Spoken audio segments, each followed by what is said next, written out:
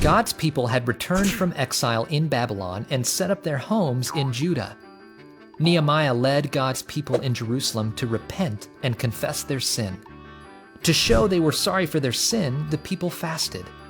They wore sackcloth and put dust on their heads. They spent time reading and listening to God's word, confessing their sin and worshiping the Lord. Leaders stood and led God's people in prayer. "Blessed be the Lord your God forever and ever," they prayed. "You, Lord, are the only God. You created the heavens and the earth and all that is on it, the seas and all that is in them. You give life to all of them, and all the stars of heaven worship you." They remembered everything God had done in Israel's past, praying, "You chose Abram and changed his name to Abraham. You made a covenant with him and gave him the promised land. You kept your promise, for you are righteous." They also remembered how God had seen the Israelites suffering in Egypt and delivered them, dividing the Red Sea for them to cross.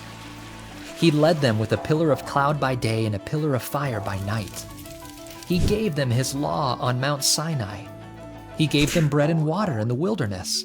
But the people had turned away from God. They worshipped idols and did not trust him. Yet God was forgiving, gracious, and compassionate.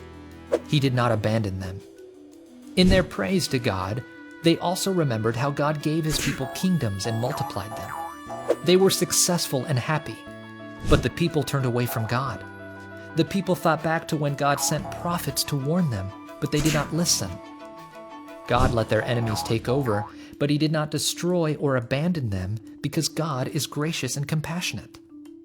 The leaders prayed, "Now today we are slaves in the land you gave our ancestors. We need help, so we promise to be faithful and worship only you." The people agreed to follow God's law.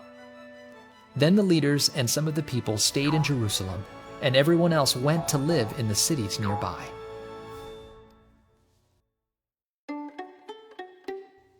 God's people remembered all he had done and promised to be faithful. God is gracious and compassionate. All along, God has been faithful to people who are unfaithful. We experience God's grace and compassion in Jesus, who gave his life so we can receive mercy and life forever.